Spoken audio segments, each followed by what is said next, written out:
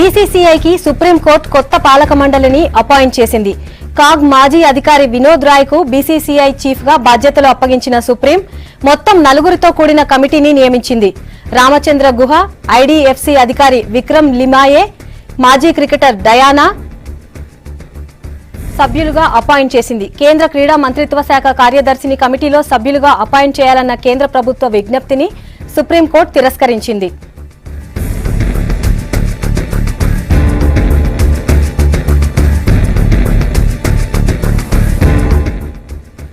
Lodha committee సిఫార్సులను BCCI అమలు చేయటం లేదన్న కారణంతో బోర్డు పాలక మండలిని సుప్రీంకోర్టు రద్దు చేసింది. కొత్త పాలక మండలిని నియమించేందుకు బీసీసీఐ కేంద్రం నుంచి కూడా సిఫారసులు స్వీకరించింది. చివరికి కాగ్ మాజీ అధికారి వినోద్ రాయ్ నేతృత్వంలో కొత్త కమిటీని అపాయింట్ చేసింది.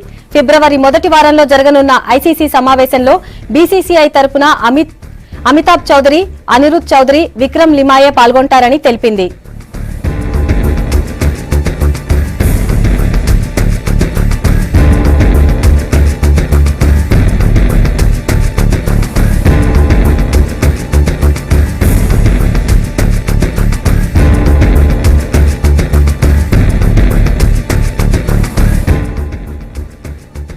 బీసీసీఐకి సుప్రీంకోర్టు కొత్త పాలక మండలిని అపాయింట్ చేసింది.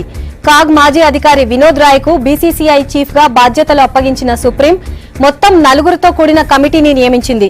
రామచంద్ర గుహ, ఐడీఎఫ్సీ అధికారి విక్రమ్ లిమాయే, మాజీ క్రికెటర్ డయానా ఎడుల్జీని సభ్యులుగా అపాయింట్ చేసింది. కేంద్ర క్రీడా మంత్రిత్వ శాఖ కార్యదర్శి కమిటీలో సభ్యులుగా అపాయింట్ చేయాలన్న కేంద్ర ప్రభుత్వ విజ్ఞప్తిని సుప్రీంకోర్టు తిరస్కరించింది.